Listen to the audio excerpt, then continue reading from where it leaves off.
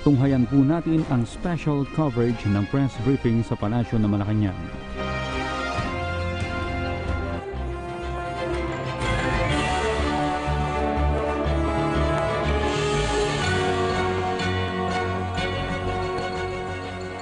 Good morning, Malacañang Press Corps. Let's now have Presidential Spokesperson Salvador Panelo. Good morning. We're ready. MPC, questions? Questions? RJ. Si Secretary na tumawag sa'yo. So, sir, how's your inquiry with the DFA and the PCOO on the UJEC's legality? Wala pa eh. Wala pang... Ano bang latest doon? Nagpadala na ba sila ng ano? Wala. We'll study it. You're still studying it. Hindi, kadarating lang ng mga hinihingi namin. Hindi pa kompleto eh. So We're asking for documents kasi. the documents are there already? A few. May A nakita few. ko dalawa, tatlo. Like documents on what? Yung kontrata between UJEC and APO. When you requested those documents, what were the initial statements of those concerned agencies, sir? Wala naman sila yung statement. Kasi we just requested for documents. They just sent. But they assured you that they will be Wala nga sila statement. Eh. There's nothing. that they will be coordinating with your office for the investigation or inquiry. We'll be requesting documents for them to submit to us documents we're requesting. So most probably, when can we expect initial reports on this? Until such time as I go over the documents, I cannot say anything. Don't want to preempt myself. Okay, thank you, sir. May follow-up? Other issue? Other issue, Alvin? Alvin Baltasar. Good morning, sir. Sir, Morning. palace reaction doon sa directive ni US President Donald Trump na wag mo nang bigyan ng working visa ang mga Filipino for 1 year. Sino? Ano? US, sir. Sino nagsabi niya? US, Huwag bigyan ng... working visa ang mga Filipino for 1 year. I think that should be addressed to the DFA as well as DOL. They're the more responsible departments to respond to that. Any policy statement? Wala pa muna. Wala pa. I'd rather have them say their piece. Virgil, Sila ang most concerned doon. follow-up. Virgil. So sir, background lang doon, yung nag-issue ng basically yung parang yung pag-remove ng working visas, H-2A at H-2B work visas for 1 year, the US Department of Homeland Security, ang reason nila is severe overstaying and human trafficking concerns. Kaya we were delisted, di na tayo pwedeng bigyan ng work visa. So how does Malacañang take this report, sir? The president, if I remember correctly, when we were with President Xi, he says, whatever your laws are, we will never intrude into that in the same way that whatever laws we have, we will enforce it. So if that is the law in the U.S. and if there were violations, then we have to respect. If they have basis for that. We will only react if our workers are being mistreated, maltreated, or being discriminated against. But if they violated the laws of the U.S., then they have to face the music. But on the issue of human trafficking, sir, does the palace share the opinion of the U.S. Department of Homeland Security na, kasing ang dating, the Philippine government is not doing that much to address human trafficking. Kaya Not nakakalusot. necessarily. When you say human trafficking, the U.S. government must have conducted investigation on that. If their investigation yields that there was a violation, I don't think pwede tayong makialam doon. What we can do is to do our own controls here para hindi nakakadating doon yung mga trafficking na nanggagaling sa atin. May follow-up? Follow-up, Rosalie, then RJ. Nawala po yung, sir, Good morning. Good afternoon. Good morning. Sir, nawala po yung eligibility ng Philippines kasi batay po dun sa report ng US, between 2015 and 2018, lumala yung kaso ng overstaying and trafficking. So, nagre-reflect ba yon sa mga programs and priorities ng Duterte administration to have comfortable life for all Filipinos? Kasi yung period na yun, 2015 to 2018, so within the first 2 years of the admin, sakop pa rin po nun. But that's only a part of the program of giving comfortable lives to the Filipinos. Now, with respect to this particular issue, let us wait and let us have the DFA as well as the ambassador to the U.S. take care of that initially, because that's their turf. Pero sir, how do we console Filipinos who are planning to go to US to work and look for greener pastures dahil may 1-year ban? Well, there are many countries, hindi lang naman Amerika ang pinupunta ng mga kababayan natin. So until such time as they lift that, what we can do is, first, we need to know whether there is basis for the decision. If we can see na wala naman, then we will ask for a reconsideration. But that's the job, again, as I said, of DFA and the U.S. Ambassador. Sir, nahanay po yung bansa natin sa Dominican Republic as well as Ethiopia. So is this a cause of concern for the palace, yung pagkakaroon ng 1-year ban na mag-release ng US visa for H2A and H2B workers? Well, anything that will affect our countrymen will always be a concern of the president. Okay. Sir, will the palace ask for consideration regarding this? I already responded to that. I said that will be DFA and the U.S. ambassador to the U.S. that will initially tackle that. Kasi ang report is coming from the US Embassy in Manila. But that's why, kaya nga, with more reason, dapat yung ating U.S. ambassador will give us a report. Wala pa kaming natatanggap as far as I know. So, does As this soon mean as we papatawag receive the niyo po, report, sir? then we will make a move, officially. Okay, thank you, sir. Okay, RJ? Sir, former DFA Secretary Perfecto Yasay said this morning that huge lobby money was used to keep the 38 billion peso anomalous APO-UJEC Well, partnership. well, when somebody makes any allegation, that someone has to show us evidence. Yes. Until such time, those are mere allegations. He's a former Even DFA then, doesn't mean secretary. anything. Even if he's a former president of the Philippines, his statement will have to be backed up by evidence. But will you look into this? Oh, This as is a I said, this he is a has serious to. allegation. He can write us a formal letter and then attach their documents, and then we will respond. Is the palace still in touch with Mr. Yasay? As far as I know, no. He has not gotten in touch with us. But do you expect him to present any That should documents? be asked of him, and not of us. Do you want to urge him to communicate with That's you on for this him to matter? decide. We will not preempt whatever he has in mind. But in case you will be looking into Of course, this, they're always open to, as I said, this administration always welcome any information relative to anomaly, scandal, corruption.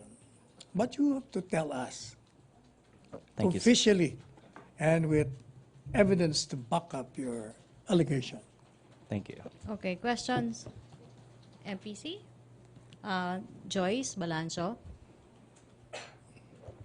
Joyce. Sir, have you talked to the president regarding dun sa age of criminal responsibility? Is he in favor of 9 years old?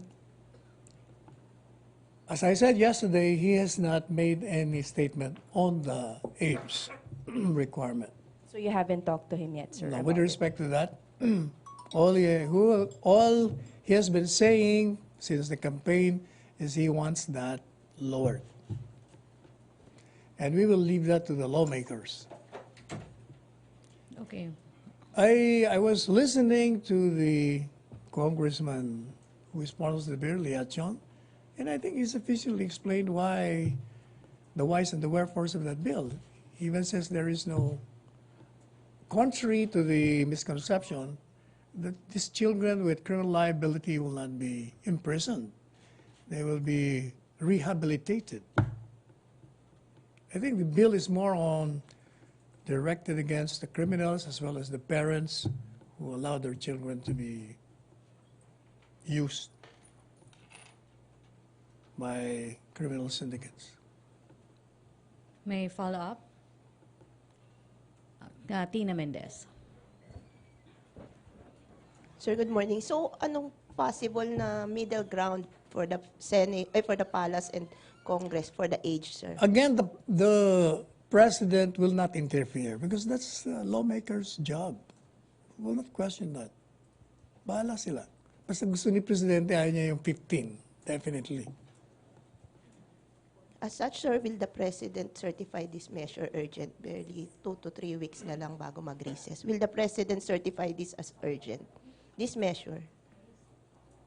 But the House has already approved it. So, Senado na lang. It's up Mabilis for na yan. committee hearings pa lang yata sa Senate. Palagay ko, since they're very concerned with that, and many senators are expressing either for or against, palagay ko they'll finish that. Then we'll wait kung anong final. We'll just wait for it. Thank you. Follow up. MPC, other issue. Other issue, Tina. Yep. Sir, by February 8, magre-recess na yung Senate and Congress.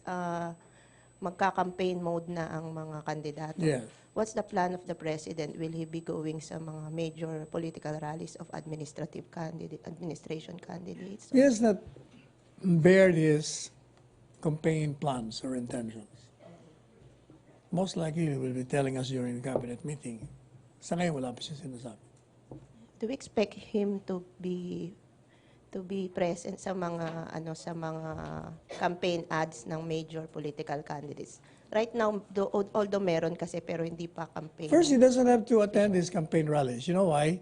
Because from the way I see the schedule, he will be in many provinces attending events, and in the process, I'm sure he will be delivering speeches. So either in that speech, he will be endorsing someone or whatever. Hindi na kailangan yung palagi siyang nandyan. There are always opportunities for him to do that. RJ. Sir, how's the rice tarification bill, which is on the... Wala pa akong feedback. Pa sinasagot yung aking text. Bakit hindi business pa? groups yesterday, they urged the palace to sign the rice tarification bill. So, Well, it's still there. The Office of the Executive Secretary has not given me the affirmative response to my question if it has been signed. all right. But it will be signed very soon, right? And most likely. Yeah, okay. Thank you. Okay, Christine. Sir, back dun sa campaigning, the president campaigning for the midterm. But isn't he like also campaigning now because he would bring some candidates, senatorial candidates in his... Hindi ko narinig yung una mo sinabi. Sir, sorry. Okay. Sir, isn't the president also like campaigning right now? Because there have been at least 4 events where he would bring some of the senatorial candidates with him, mga barangay summit, and he would,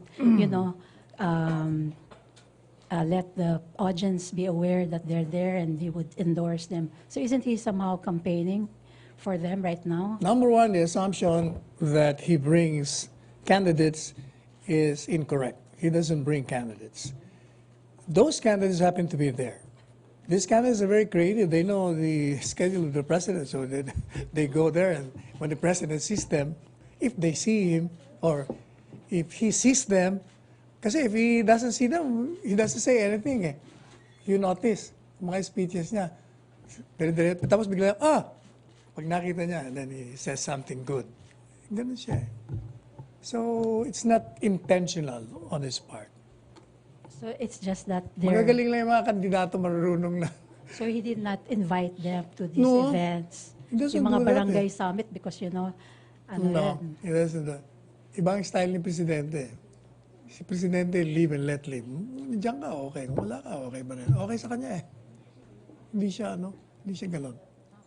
So should this candidate stay away from itong mga ganitong events because somehow... Who will stay away? The candidates? Oh, like Well, you sila. cannot stop them. They're citizens of this country. There is no prohibition to be attending functions and events. In fact, kung ako kandidato, ganun din ang gagawin ko. Siyempre, pag alam ko merong lugar na pwede akong mangampanya, pupunta rin ako. MPC Tina, may follow-up? May follow-up? Other issue? Para may bago tayong member. Ngayon ko lang ito nakita ang isang nakasalamin. From? Okay, no more MPC? Lay Alves. GMA 7. Hi, Sir. Lay Alves pa, GMA.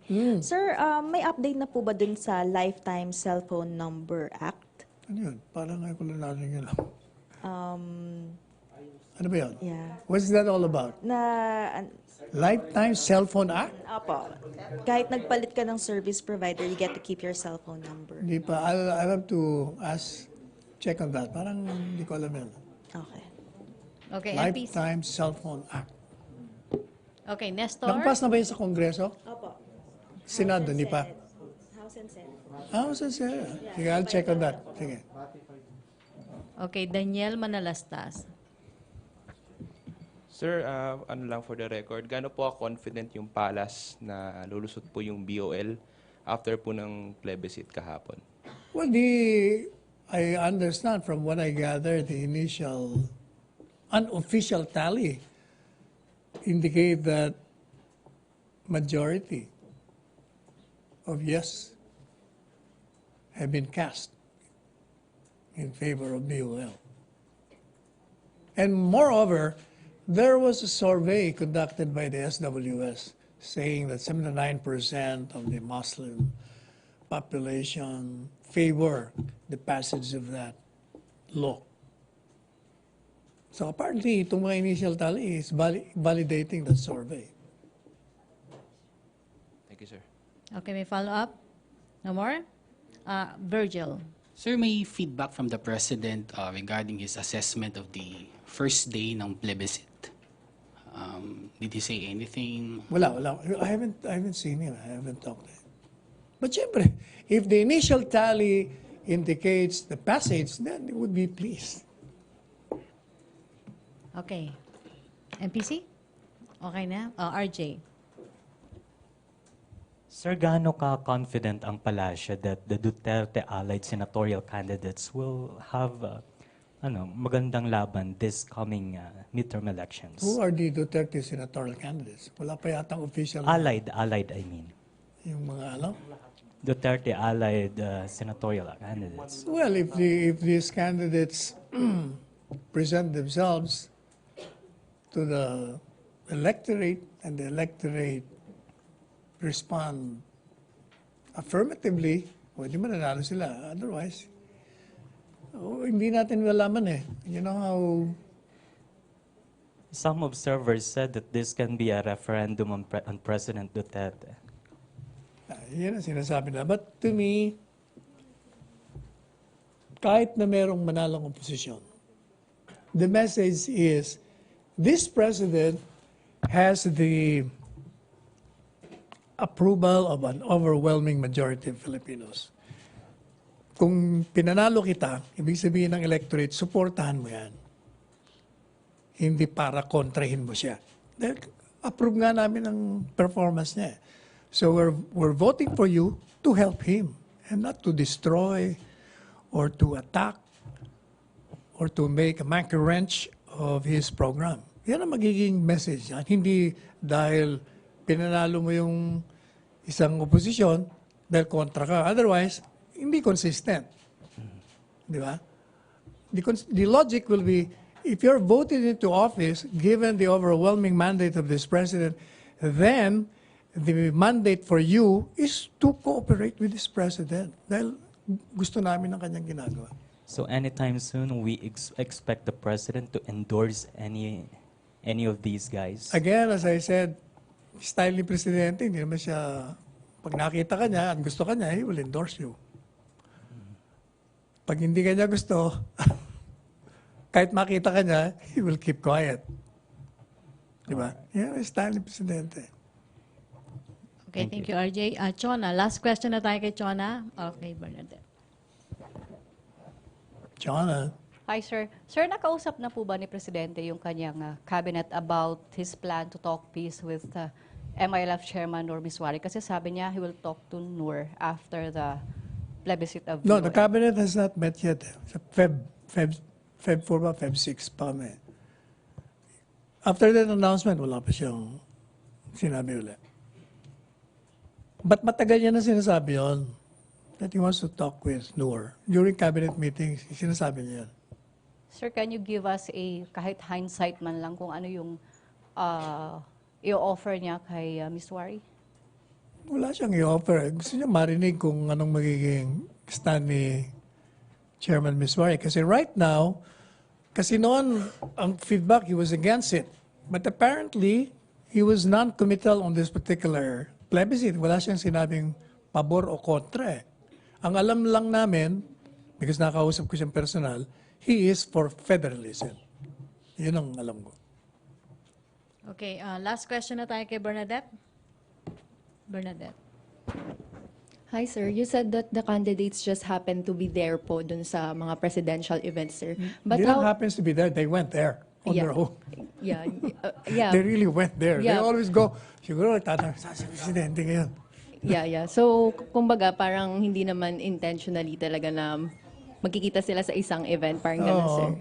So, how will you reconcile this statement, sir, sa fact po na nangangampanya po si Presidente po para sa kanila? Hoy, di ba sinabi ko na nga, pag nakita ka niya at gusto ka niya, he will endorse you. But if even if he sees you, he doesn't like you, meron mga kandidato nun, hindi ko na sasabihin kung sino. Nakita niya naman doon, ba't di siya umihimik? Ibig sabihin, hindi niya type. Okay, sir. So, ibig sabihin, sir, hindi talaga pinlano ni Presidente yung pangangampanya dun sa mga kandidato na Definitely, he yun doesn't do that. during the presidential This event? president doesn't do that. Okay. Okay, sir. Very spontaneous tong presidente ito. Okay. Thank you, sir. Okay, Alvin. May Secret- last two pa tayo. Secretary, would you know kung sino-sino yung mga candidates na humihingi ng endorsement ni Pangulo? Wala akong alam na humingi ng endorsement. Wala pa ako narinig sa harap ko. Hindi ko alam. Siguro, iba nagpaparamdam, sir. Sir, yung mga nagpaparamdam na lang. Hindi, ang alam kong, siyempre, from the way their body language, si Christopher Bongo, siyempre gusto niya magpa-endorse. Yung palaging nababanggit niya mga pangalan, siyempre gusto nun. Ha? Aba, kahit pa, hindi porket na-endorse ka ngayon, pangalawa, hindi ka nang binanggit, ibig sabihin, nakalimutan. Hindi rin Kailan ba kang... So, Sec, yung... Like sa Cotabato, wala naman siyang binanggit. Nandun naman yung isang kandidato. Hindi. You can't stop the president for saying something Pero about a Sec, particular person. Pero But Sec- I saw the candidate survey, he didn't mention anything. Pero Sec, observation din na, meron din namang mga, alam nating tatakbo. Present Dapat doon, na, no?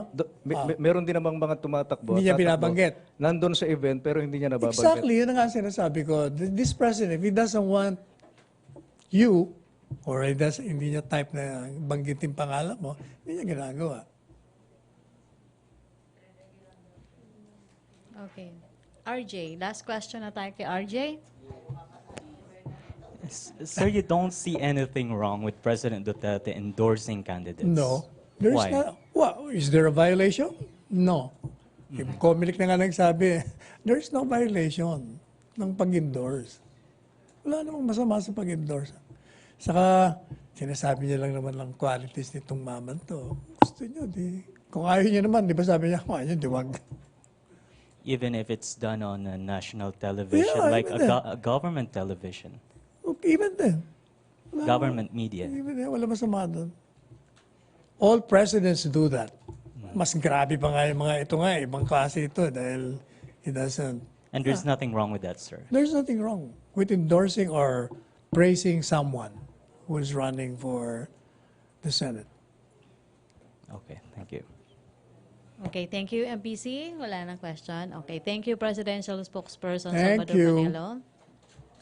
And thank you, Malacañang Press Corps, back to our main studio sa Radyo Pilipinas and People's Television Network.